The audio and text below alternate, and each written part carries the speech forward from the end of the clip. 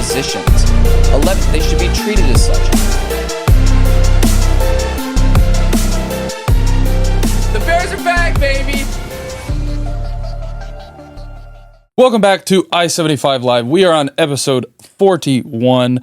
Last week was our little milestone, episode 40. Yeah. 41. Now we're on episode 41. To kick off today's episode, though, well, first, don't forget, like, subscribe. We had a lot of great comments about Caitlin Clark. Caitlin Clark. She's a hot button. Yeah. There were some funny ones. There was a Paige Beckers, I think, sympathizer. the biggest diehard fan I've ever seen comment I didn't know those existed. I'm not joking. A book of why he thinks it was great though. I love it. Yeah, it's great. I understood it too. I mean, I understand why you would think that way, but you're wrong. I mean, at least in my opinion. I don't think this is as much of a race thing as maybe it was with Tiger. I mean, Tiger, if you think about it, he was one of the first black golfers to do what he did. Like, he was kind of Jackie Robinson was the first black baseball player. Yeah. You cannot compare Caitlin Clark to that. I'm sorry. Tiger? No. She wasn't. She's not breaking barriers at all. Yeah, she's not breaking barriers. But she is growing the sport like Tiger Big did. time. That was the argument. And you could compare her. I mean, it's just kind of a coincidence that you are comparing her, to black athletes. But like Michael Jordan basketball was in trouble before, like Magic and Michael Jordan, all those people. And I think, honestly, the WNBA, if they needed somebody like this, like now, yesterday, you finally got it. When you've had a league for over 20 years and you haven't profited one dime, that you need something like you this. need something like Caitlin Clark. We brought it up last week. She generated like $1 billion in revenue just this on year, her own. That's what she's going to generate this year, $1 billion. Oh my God. It's not like we said, numbers don't lie. But yes, great having feedback though. We got a lot of comments. Love it. We got a lot of some people saying, it's just like a bunch of. It was funny. There were a lot of funny comments, and all on the Caitlin Clark stuff. So that was good to see. But yes, follow us on all that stuff so you don't miss it. You can join in on the conversation and all that. Scheffler to kick it off wins. Wow, again. 3 in a row wins again. He has now won the Brian Nelson, the PGA Championship, and the Memorial Tournament within the span of like a month and a half, right? Something like that. And the PGA, what is it? The US Open. The US Open is in not this weekend, but next weekend. So he's really on fire right now, going into what we have kind of mentioned. I know we've said we're not going to do it, but he's got 2 more left to get the Grand Slam. Scottie Slam. The two majors that he doesn't have are the last 2 to be played this year. With him playing this good, it's not crazy and impossible to say that there is a chance that he could win these next 2. For the U.S. Open, though, he's going to need to, like you said, he's been on fire, and he kind of needs to be for this next one. We were looking at the course before we started filming, and I think they expect I don't know if it'll be actually happening this way, but they do expect the winning score to be close to or over par, which hasn't happened. We looked it up. It hasn't happened in like 7 or 8 years. Just ridiculous. What he's doing right now was what it was like watching Tiger. Every time Tiger played, like, he was probably going to win. You expected him to win. Or in the top 5 at the end of the day to be fighting time for a chance. So it is really cool to watch. But he had another classic dad moment after he won. His kid had shit all up its back. Like, you could see it through his clothes as he won. Catastrophe. And so he's just there. He doesn't give a crap. Just hold. So it's so funny how good and how just normal some of these guys are. Yeah. But he totally had another. He's just a suburbs dad. He had another dad moment from when he won the PGA, and he plopped his kid down and was playing with his book while he's turned in his scorecard. I love it. He's just a regular guy. It was funny. So that made me laugh again. Next, I think this is something we kind of mentioned last week, and we wanted to bring it up again. Yeah. I think we all kind of have our own opinions on this of what should go, so we kind of thought it'd be a good conversation. Robo-Umps in the MLB. Bring it on. Having automatic balls and an automatic strike system. You still have your umpire, but they are getting fed whether it's a ball or a strike. Yeah. And I'll let you take what you think, and then we can all kind of they've already kind of practice this. They've used it. They used it in spring training this year. And like you said, automated ball strike system or Robo-Umps. And reviewing, because they did that in spring training. Yes, you can call technically. Yeah, they were trying both. Yes. The challenge system, which I think is a little bit, it's a little bit in the right direction, but I think Robo-Umps would be a great thing for baseball. I really do. I'm tired of there's no reason that something that's not right, like literally incorrect, an incorrect call should weigh this much on a game. And I know it happens every year, and there are more correct calls by far than wrong calls, but those wrong calls tend to happen at like the most inopportune times. And then when the player gets mad that, everyone in the stands and him knows the ump got it wrong, but no, the ump's got to stick to his guns and eject the player just for arguing him. I'm just tired of umps in general. I don't like the same way I don't watch football games for refs. If they were out of it completely, I think it's a great game. Like that means the game was played clean. And see, with umps, it's just there's no reason that you can't know for sure that something is a ball or a strike without having to leave it up to a human. It's we are destined to make errors. I totally agree with you, but to what you just said is nothing will ever be 100% perfect. And I think with the human element, it would just turn into... I think you need the human element still. I just am not the biggest fan of it because I don't think anything can be 100% perfect. And I know you'll compare it to or people will, to the NFL. And there's a lot of judgment calls in the NFL to where baseball is a little more black and white. Either it's in the strike zone or it's not. Yeah. Either you got tagged and you weren't on the base, or you were on the base and you're safe. Yeah. So it is very black and white compared to a pass interference call or a holding call. How long were you holding on to his jersey? Yes. So that's a good argument there, is it's more black and white. So why do you not do that? Because it's a lot easier to call that type of stuff. Speeds the game up too a little bit, I think. So you're not having to... and the game has really been sped up with the pitch clock, and that's been awesome because it now makes a 4-hour baseball game a 2-hour game way more enjoyable. So that's been really nice, I think, for baseball and people wanting to watch it and stay entertained. I don't know though. I don't think it will. I just don't think you can have anything 100% perfect. I can see the turmoil in your brain trying to I see both sides of it. Yeah. I do, and I'm good. I do this with a lot of things. I'm good at seeing both sides of an argument and picking and choosing what could be good, what could be bad. I see how it could be good, but I also see how this could just turn into there's so much to calculate with.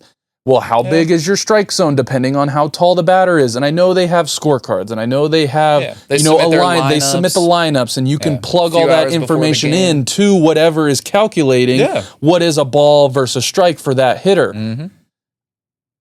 To me, that has more of a recipe for mistakes than it does just having an umpire make a couple bad calls during a game. Okay, so the real question is this, though. So some of these umpires, with an asterisk, make a lot of mistakes in one game. Yes. We have the technology and they're not held to accountable. Know. It's not like they need to wait till off season to go calculate it.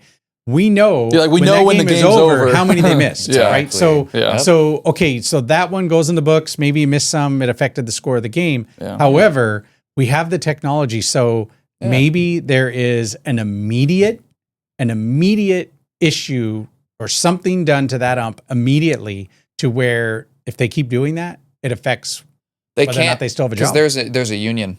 There is an umpires union. And that is my biggest gripe with the whole, baseball in general, is that you can't even hold your officials all the way accountable. Angel Hernandez, one of the worst umps in history, was consistently allowed to work playoff games and World Series games until the public completely just became outraged. And it just got that bad. But he sued the MLB over and over. How many of his friends made money, though? It just makes you wonder, because if the way that it works, it really is. You could just tell a friend, if it's not in your account, it's not your money. We know how things work. How do you know he wasn't making money on the side with some of those calls? It's crazy. And I think to your point, I guess against your point, is that I do think there's enough of a human element left over if you get rid of the umpires, because the batter is still having to decide whether or not he's swinging because he thinks it's a ball or a strike. The pitcher can miss his spot. Something that was meant to be, falling out of the zone is left right in the middle. And I think it puts more emphasis on the players and not the big blue guy standing behind the home plate that needs his 5 minutes of fame every game. And then you're not, like batter-wise, you're not having to swing at something that the umpire is going to call a strike when it's not a strike. And it's like it varies by day. It's like, oh, this umpire's strike zone is a little bit wider than it is tall, or this guy thinks a strike should be up near my shoulders, and I don't know. Like I said, I hear you. I hear both sides of it. Yep. To me, if it was completely up to me, I think I would just put in the whole challenge system. You get one challenge per at batter to call a ball or a strike, or even if a pitcher wants to do it too. That's what I think is probably going to be next. I don't think we're going to see Robo-Umps for a while. I think it could be a segue into it, though, because I think that slows down the game more. If you have to challenge stuff and then, review it. When you have it, we're watching it on TV. We know right away if it's in the strike zone. But that's what I mean. So it wouldn't take very long if you just use that same technology, and then the ump has whatever, and it's nope, that's a ball. You keep on going. Nope, it was a strike. So what about when the batter leans into a pitch and takes, gets hit by a ball? Yeah. You got to have an ump back there for that. Yeah, and that would be review-worthy. You got to still have an ump to see some of the things that happen. But I don't think the pitches themselves need to be scrutinized, every single one. I think the second it crosses home plate, whether or not it was too high, too low, or right there.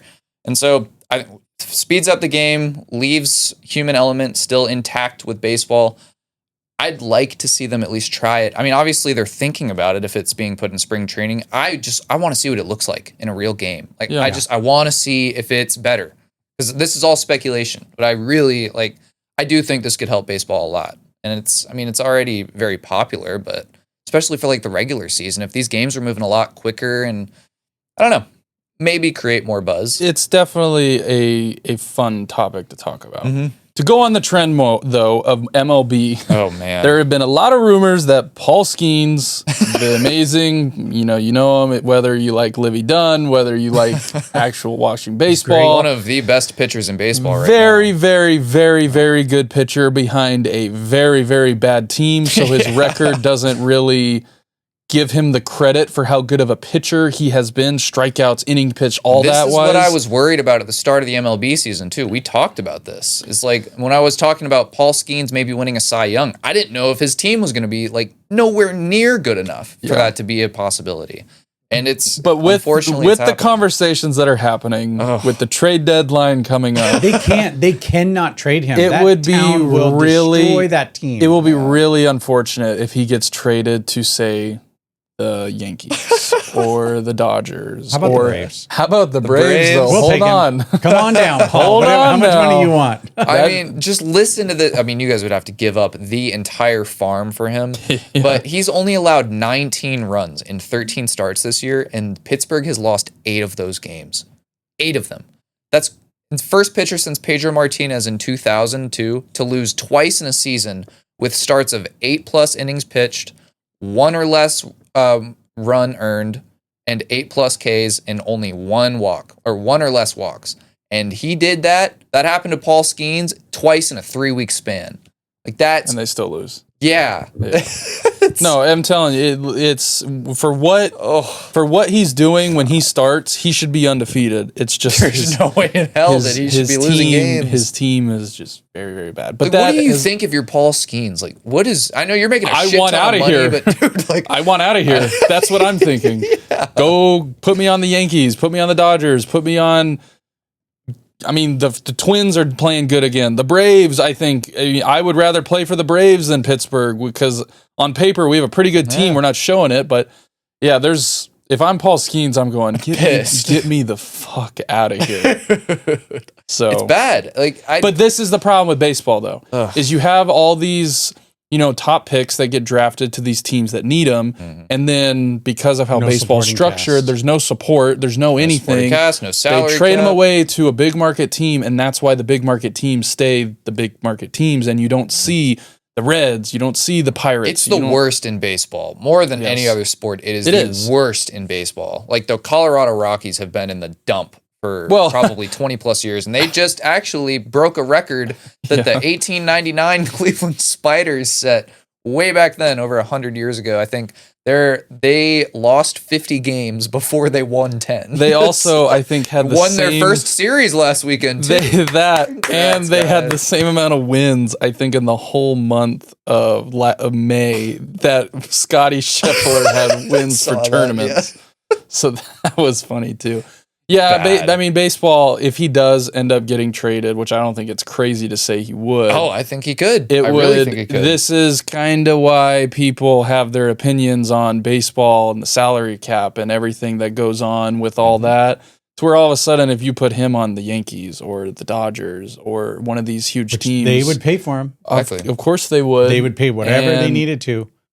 Oh, yeah. They'll pay him in like 40 years. But they've already said, I think it was the Dodgers that said they were going to be in the sweepstakes for, I think it was, oh my God, Kyle Tucker, who's a free agent on the Cubs next year. And they're going to be in the running for him to keep teams honest, is what they said.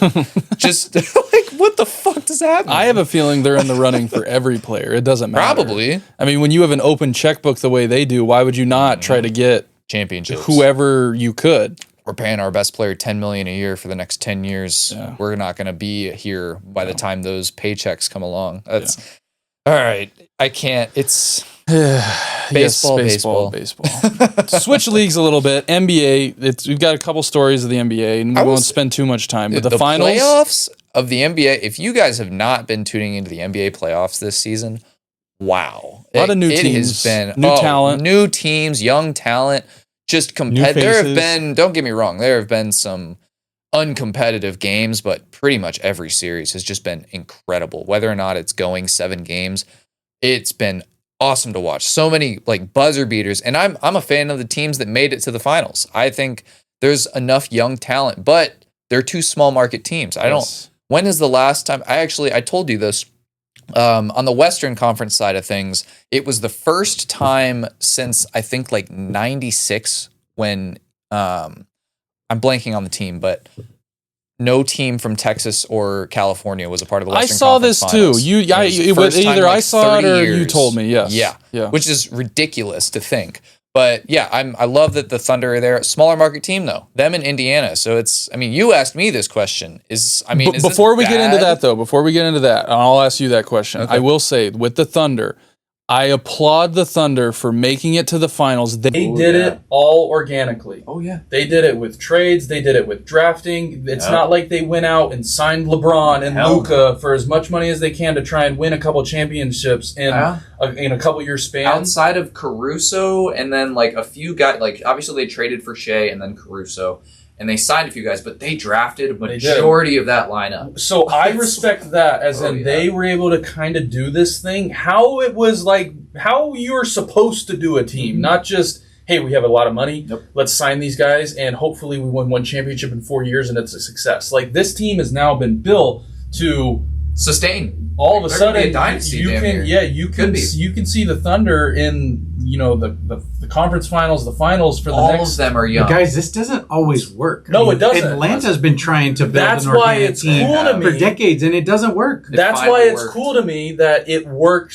It worked organically. Ironically, the Thunder are probably the only team that has done it twice. They did it with Durant, Harden, and Westbrook. They drafted all 3 of them. So it's.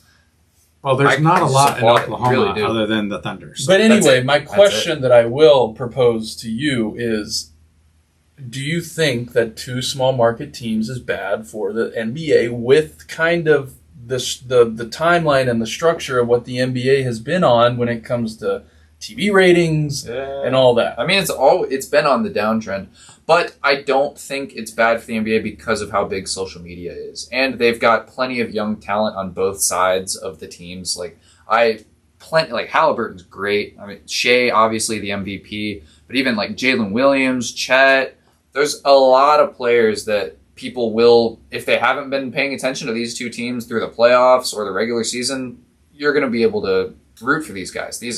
It's going to be, my prediction is it goes 7 games. And I think it's going to be, maybe game 1 is a little bit lower in ratings, but I think game 1's going to be fucking great. And the ratings are going to be up for the rest of the series. So I think it's a blessing in disguise that you got 2 kind of unknown teams going into the finals. Because it's a bunch of new people. You're almost curious to tune in. So you're like, I haven't seen these teams compete in anything important ever. The Pacers haven't been to the finals ever, I don't think, or at least not since the 90s, and they haven't won. And the Thunder the same way. They went once and they lost to the Heat. Yeah, well, 2011. Both these they haven't won it, right? So we'll have a new winner. The Sonics technically have won. Yeah. And they are the Thunder, the old Seattle Supersonics, but the Thunder have not won. Yeah. Pacers haven't either, I don't think. Yeah. This is going to be interesting, though. I think from a business standpoint, 2 small market teams will be interesting.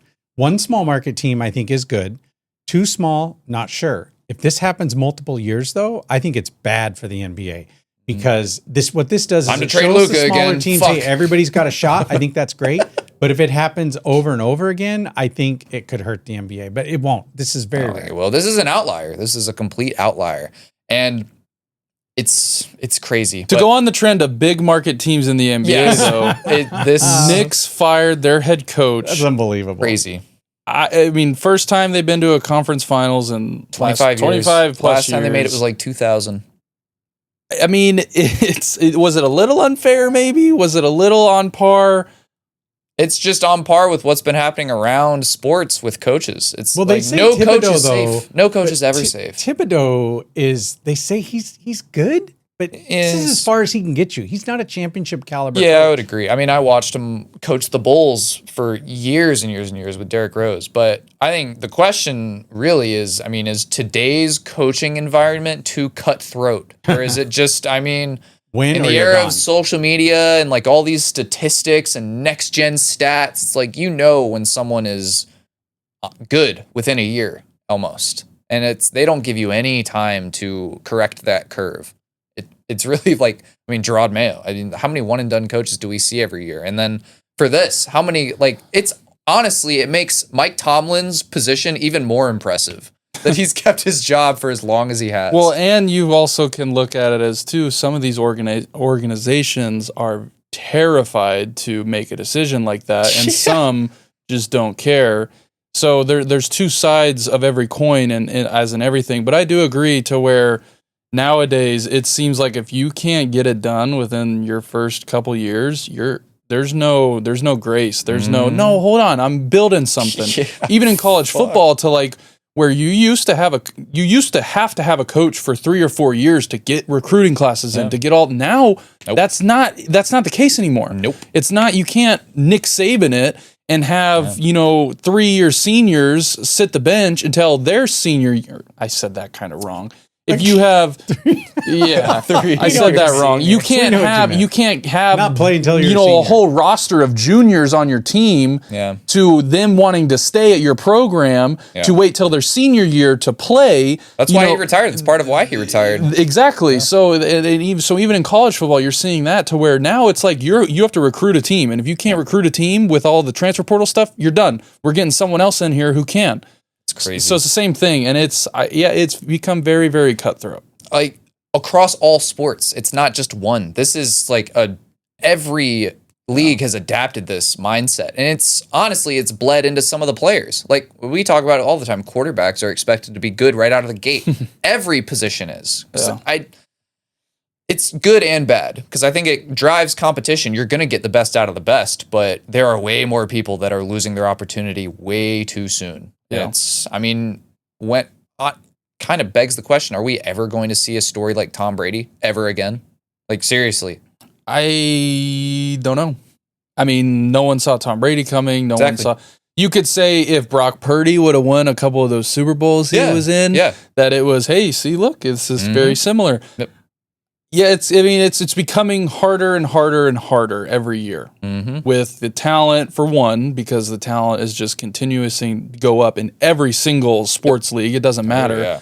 And even I do like what you said, though, to where this is now forcing coaches and players to even like perform and want to be the best they can faster. Work harder. To where it's not like, I know I got 4 years. I'm going to slowly build this. You barely have a year.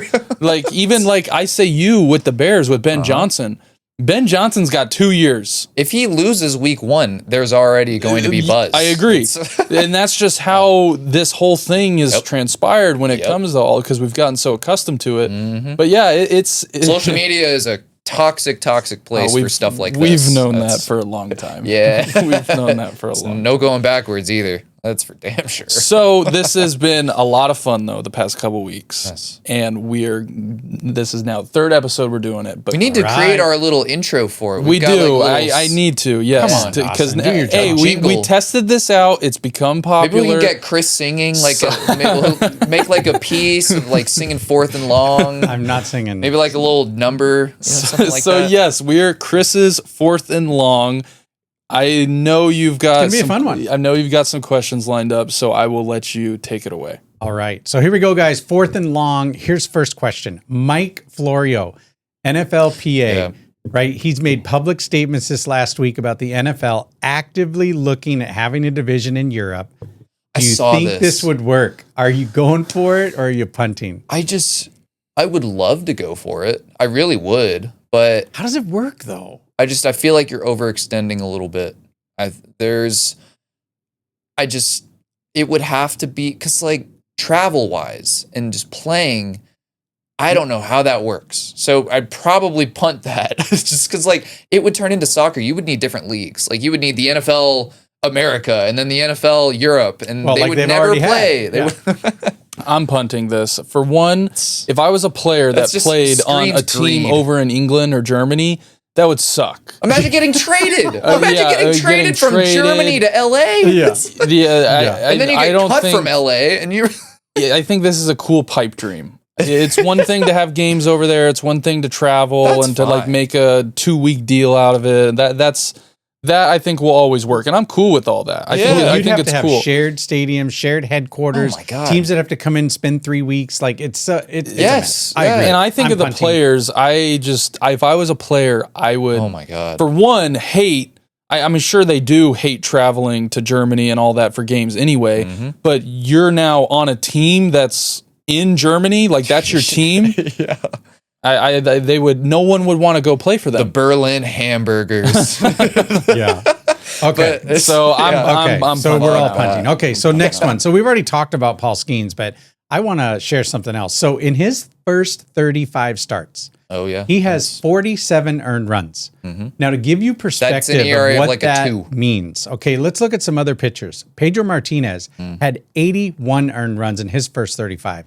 Kershaw had 83, Verlander 87, Clemens 100, Randy Johnson, the unit 102, Maddox even had 115.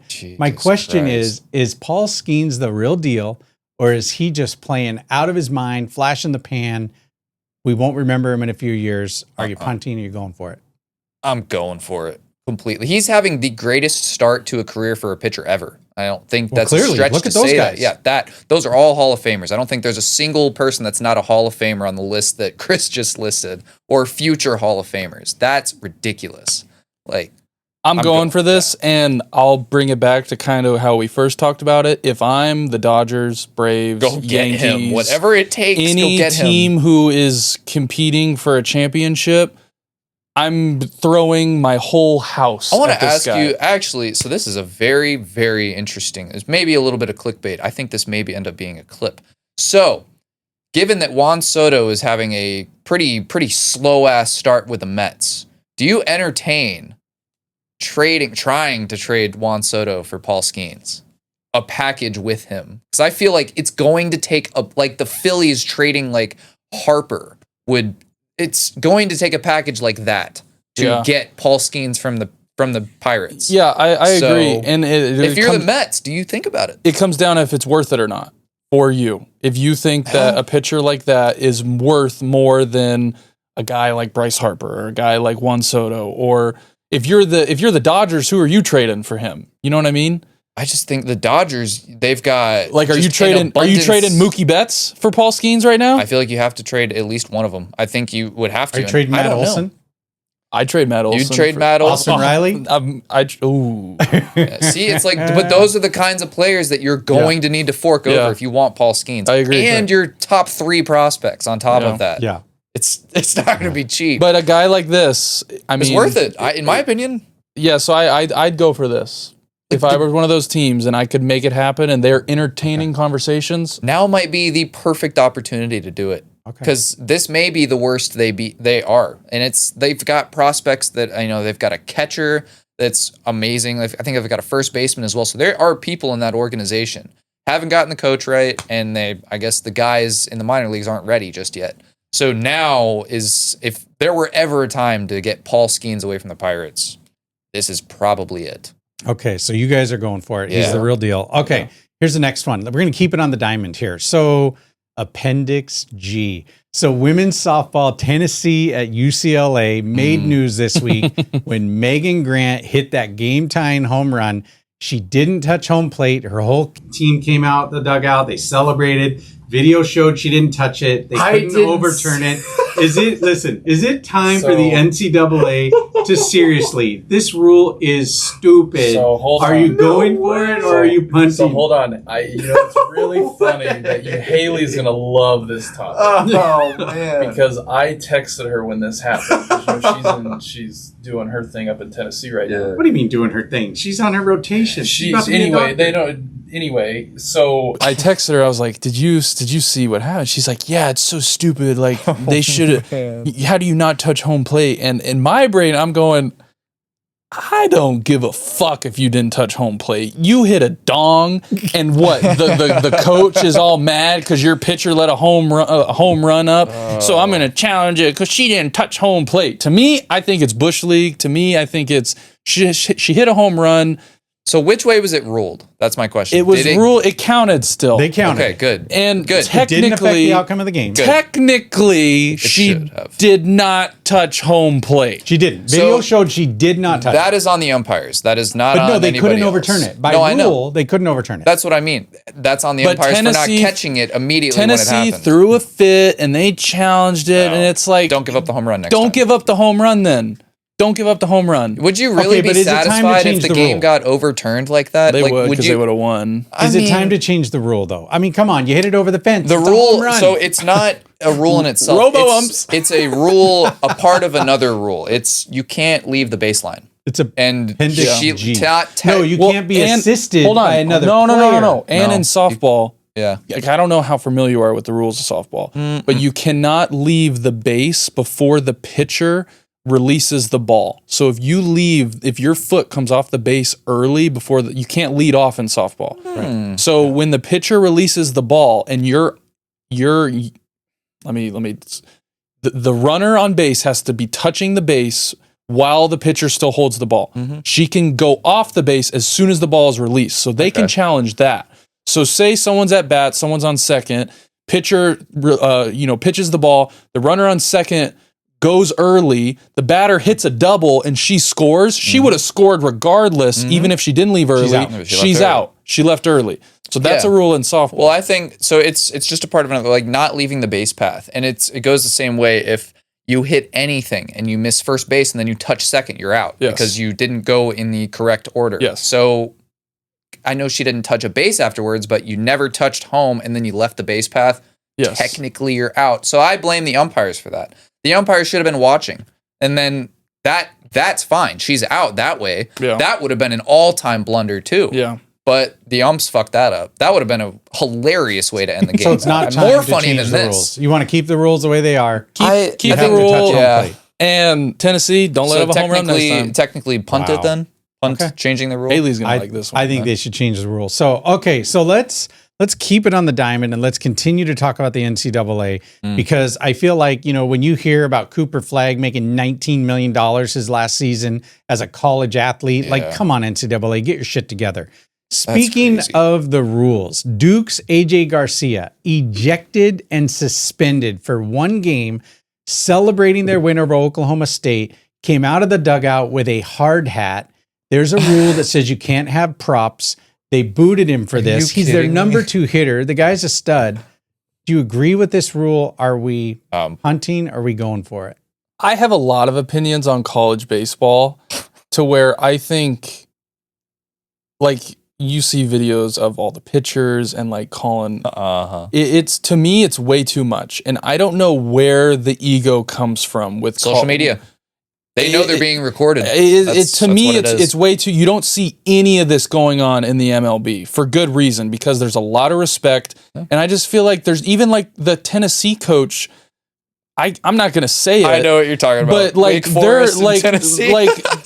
I'm sorry, but there's no room in anything to be calling the other team some of the things that they were saying. I loved that the Wake Forest guy hit a bomb right after. And I'm all for talking shit. I'm all for, you know, that's part of sports. I'm all for it. But there's also a line, and the egos that go along with it, of just like, even the whole like writing, you know, they had custom cleats and they're putting like World Series, Florida deserves an Omaha.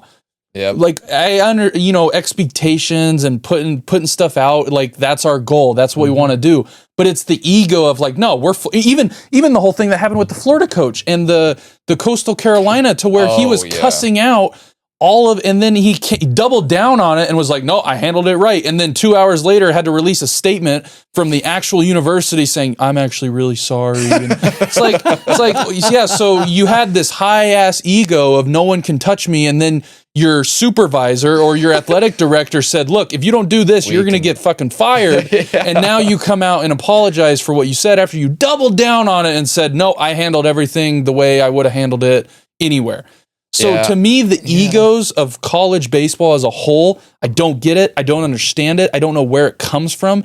And it does annoy me a little bit to how some of these players act. But it also goes on, you know why they act the way they act, because that's how their coaches act. Yeah, that's a good point, actually. The players are seeing how their coach is handling the umpires, the athletic directors, all the small guys, or all those people. So of course, naturally, monkey see, monkey do, your players are going to treat those people or other people who they don't respect or view in a level of respect to the same way their head coach does. That's true. And the egos, it's out of control. So to me, I don't even really remember your original question. So he was talking about how a player got suspended. One of their best players got suspended for taking a hard hat. That is stupid. Wearing a prop out of the dugout. Now, I get see MLB they have to have a teams do line, that. but I mean, come on. I don't think that crosses the line to your point. I think that's perfectly fine, and at the most, fine him. Because what about football? Fine the school. In football, you got a chain when you got a chain. That's you got exactly the big my hammers, point. And MLB does it too. When they had it's all the NCAA, and what Chris just said, football does it. What the fuck is the difference? Yeah. Who cares? Well, the NCAA is going to find themselves out of a company soon. There's like Akron has a fucking tire that they put around their players' heads when they get turned over. That would be immediate suspension. And in baseball, and some teams had, I think it was Old Miss had like a basketball Kennesaw State goal. has the turnover plank. Yeah, like Old Miss has a basketball goal, and they like give a slam dunk on the sideline. Miami has a chain. Yeah, I think that part's cool. I love that. I wish I would have seen the Duke shit, because I think that's great. That's harmless. No. Yeah, it's harmless. And it's not like it was in front of the other team bench. If he walked over to the other dugout and then put the helmet on in front of them, I'd understand. Yeah, the game was actually over, by the way. The game was over. You're walking to your dugout, you're celebrating with your team, you're celebrating with your coaches. I have no problem with taking the fun out of sports. Having your own thing. And you see MLB does it. Exactly. NFL does it. Everyone does it. Let them have fun. Yeah. Okay, guys. I think, do we have time for one more? Yeah, we got time. Okay, one more. So this is so funny. Okay, so Caitlin Clark is now on her second week of her injury, right? My God. Ticket prices have reportedly dropped more than 70%. Their game last night, Chris, was like $4 a ticket. Yeah. Okay. So is it time? For the WNBA to sit down some of these veterans, say, hold my beer.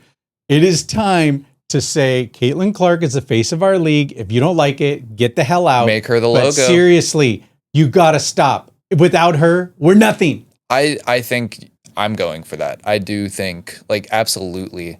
Like we said it earlier. She is the entire league.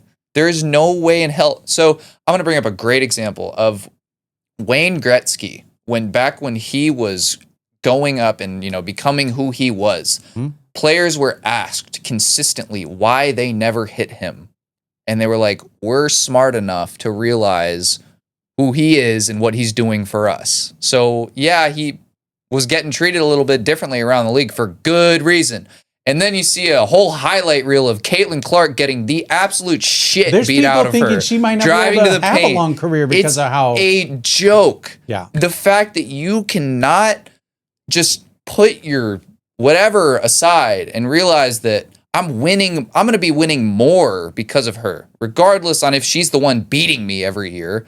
My paycheck's bigger now, and it's people are watching her beat me. But cool, I get to go home to a nicer house now, and it's like.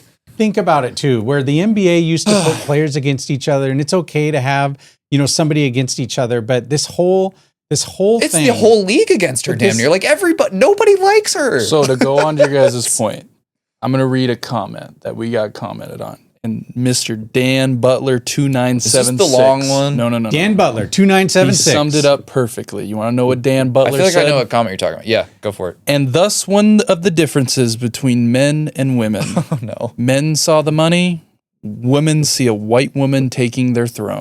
Wow. I don't care whether you think it to be true or not. That is a perfect sum of what is happening. I mean, it's hard not to, like, regardless on if that's what you actually believe, it's like, it's hard not to think like that. It's hard not, when you look at everything that's happening and like how it's happened in the past, like even with golf, it's like with Tiger and what we brought up, it's like people were happy to finally have someone that was drawing attention to their sport. And now it's like the WNBA players want it to be because of them. It's like, but it wasn't. You have been around.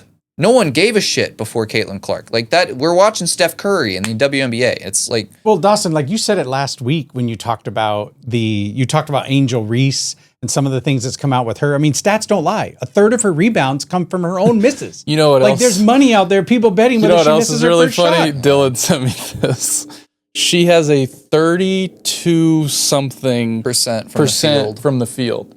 Guess how many of her shots guess the percentage of her shots that are layups. Probably like 80%. Almost like 90% of her shots are layups. And she's 32%. And she has 32% from the field. Wow. So look, you can spin it and you can try to convince yourself whatever way you want. I think it's two great examples of what we said last week with Tiger Woods and what he did for that. Yes. What those golfers saw Tiger as. Yes. What you literally just brought up with Wayne Gretzky, how I don't want to hurt him. If he's out, less people watch our games. The only reason we have people in the stands right now is because of him. Exactly. And if I do something cool, then it's like, wow, that guy, that was awesome. You're seeing Caitlin Clark, taking shots to the head, and it's like she's driving into the paint, and now she's got an injury. I don't get it. I don't understand why people don't just sit down and think for a second. Realize, okay, yeah, it's annoying that she's that great and that all the attention's on her, but there are other great, talented people in the NBA or the WNBA that are going to get more recognition thanks to her. And they deserve it, but it didn't start with them. This is like we're watching the NBA or the WNBA finally grow, and I think it's not going to if they don't open up to this. No, they don't. Yeah, you're right. It's already not. Okay, we have time for one more. And I wasn't going to do this one, but we got to do it because it just came out a couple of days ago. You probably saw the second preview to Happy Gilmore 2.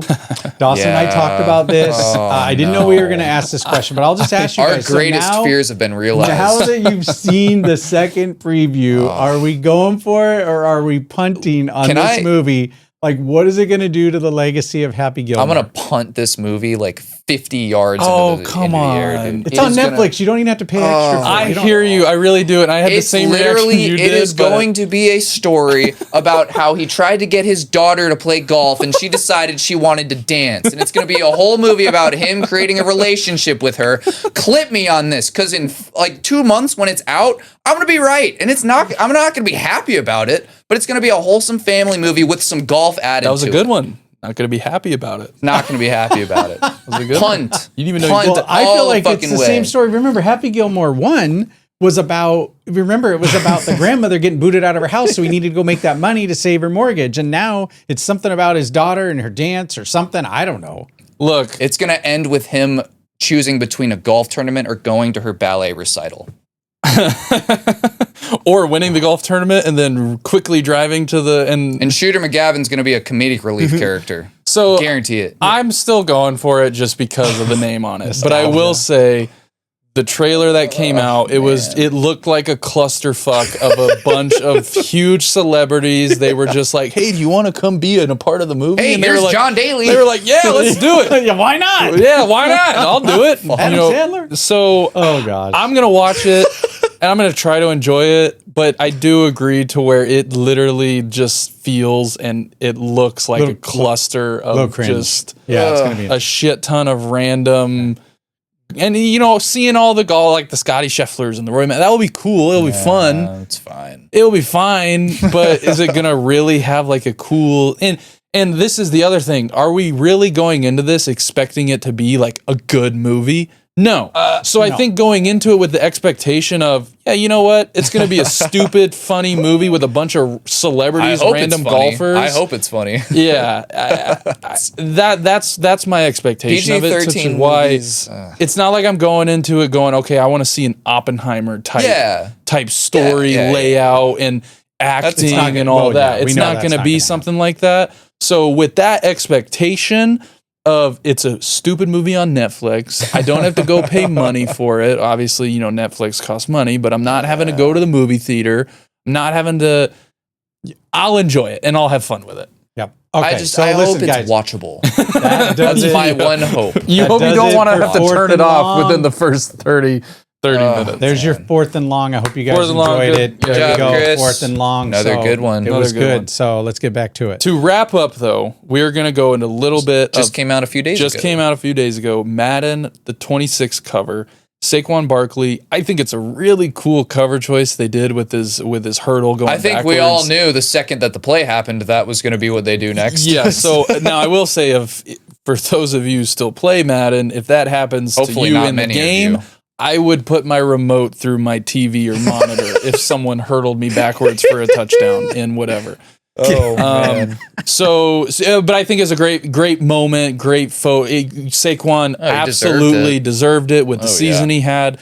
My question to you, though, is are we going to see a little bit of the Madden curse happen to arguably the best running back season we've had in a long time? It's not just that even.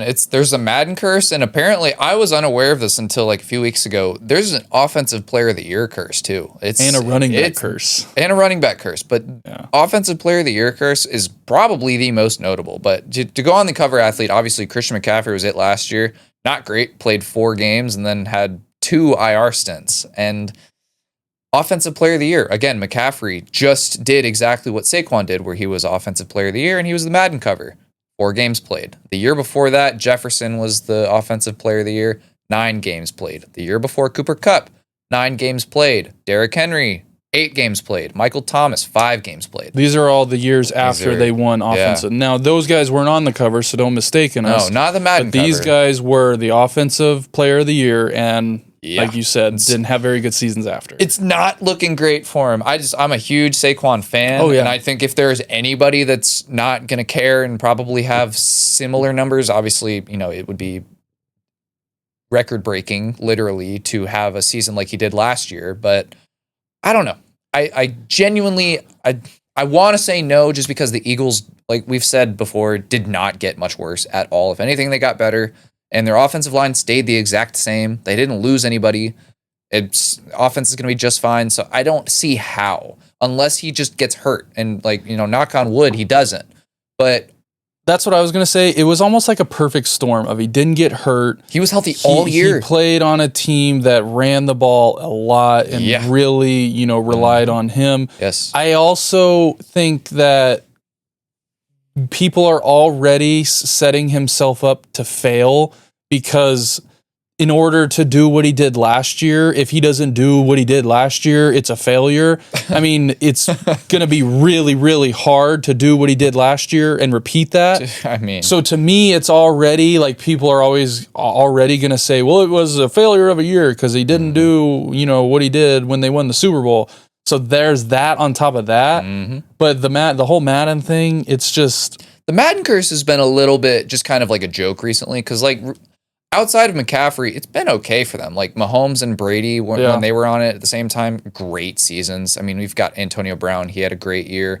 But we saw then, he collapsed after that. But Like Odell Beckham had a great year afterwards. Richard Sherman. So it's like I'm more focused on that offensive player of the year one because that one was interesting. I was looking at that list. I was like, holy shit. Yeah. And I'm sure it goes even further. But I hope not because he's great. He's one of my favorite players. Even the whole you want to throw fantasy football in there. Dude. Christian McCaffrey was the first overall pick, and I'd say a vast majority of leagues. Saquon, I have a feeling, is going to be 1, 2, or 3, depending on who you want on your team.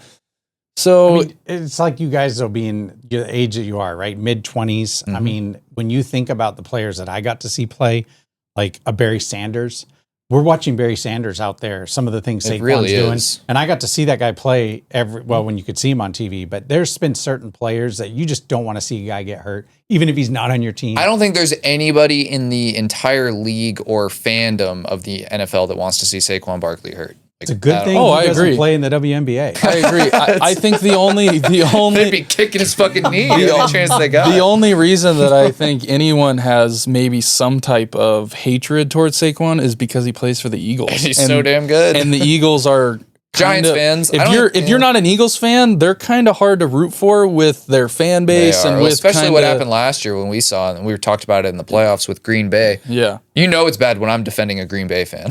Yeah. And I also would say Saquon. I think we were talking about like, who's the most athletic or who's whatever. I think Saquon's the most athletic player in the NFL for one reason. Probably. I've never seen anyone hurdle someone backwards.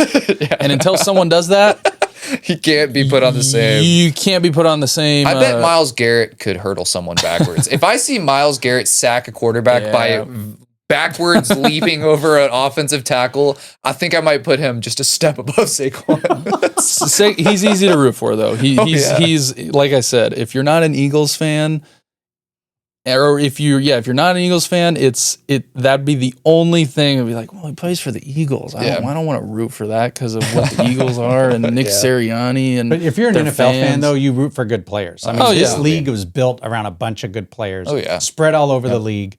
And I think the WNBA could take a lesson from that. It can. But Saquon, I hope it doesn't, but the numbers and the kind of history of it doesn't show to be too promising. Yeah. So Saquon, we wish the best for you. We hope that you except for Black Friday. Are you drafting him first overall? Are you going to take Saquon? I'm in a fantasy league with you. I'm not telling you. If you have 1, 2, or 3 and say you had one. How do you not? Are you taking McCaffrey or Saquon? I can't tell you because I know who's. Stop. I can't say I know, but Jake, I have who are you taking? Who are you taking first overall? If you have first overall right now, draft was in 30 minutes. Who are you taking? It's Jamar Chase. You got to take somebody right now. Achane? What the fuck? Achane? Mr. Dolphins fan, we should have known. I think it's okay. You can take him in the first round. I'll let you. I think hot seat on the clock right now. I'm going Jamar Chase. CeeDee Lamb. That's a good one, too. CeeDee Lamb's going to be the best. Are you sure you're not going to take somebody on the Bears? Oh. Caleb Williams, baby. Caleb Williams is going to fall to me in round 6. Don't worry. No, take him. On the clock right now, I think I would go with Jamar. There's plenty of time to talk about fantasy. We're going to have so much fun. We're going to have fun with fantasy. I can't wait. But yes, that will wrap up episode 41. Thank you again. Thank you, Chris, for Fourth and Long. That was another good segment. We had some more. Let us know what you think about Saquon. If you think the curse is real, or if you think it's all just a bunch of made up bullshit that the media likes to talk about. Next week too. We are going to start our theme of every week from now on. I think where will it end? So the next 8 weeks, starting next week, we're going to be discussing one week at a time every single NFL division, the teams in there, how we think they're going to perform, the changes they made, maybe the standings. We're going to try to have guests on too, right? We're going to try our best to get at least one guest of one of the teams within the division. If not multiple, no promises on that because that could be a lot. But at least one from one of the teams within that division. And obviously, when we do the Bears division, we have you.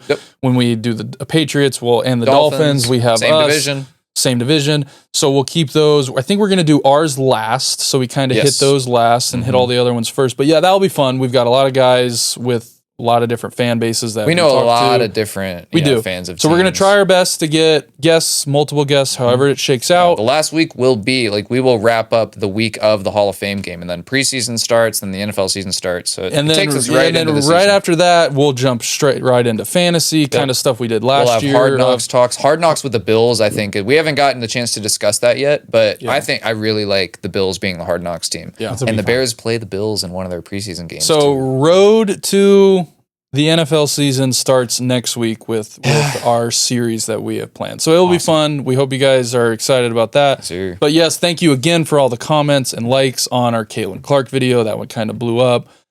Keep them coming. We love all the conversation like always. And yeah, we will see you guys next time. Sure. It's been real, guys.